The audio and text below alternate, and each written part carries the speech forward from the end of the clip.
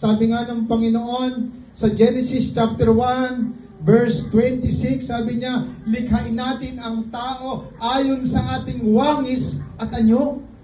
Yun po yung layunin ng Diyos.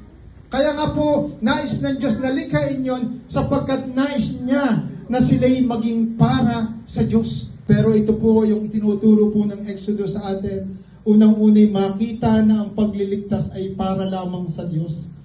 Kaya tayo inililigtas ng Diyos kasi tayo ay para sa Kanya.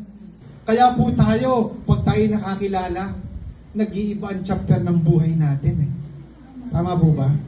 Ang isang tao pong nagsusuko ng kanyang buhay sa Panginoon, nagkakaroon ng bagong yugto, bagong kabanata, bagong kasaysayan ng buhay.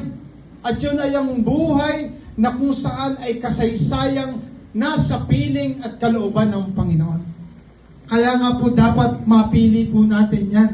Sapagkat matapos po silang bigyan ng kahabagan at biyaya ng Diyos, iligtas doon, nung sila'y lumalakad na sa pamumuhay sa kaligtasan, binigyan sila ng challenge ng Diyos na dapat po nilang gawin. Dapat nilang mapili.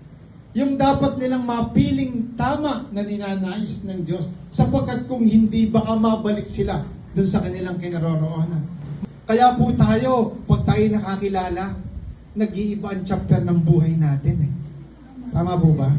Ang isang tao pong nagsusuko ng kanyang buhay sa Panginoon, nagkakaroon ng bagong yugto, bagong kabanata, bagong kasaysayan ng buhay. At yun ay ang buhay na kung saan ay kasaysayang nasa piling at kalooban ng Panginoon. Kaya nga po dapat mapili po natin yan.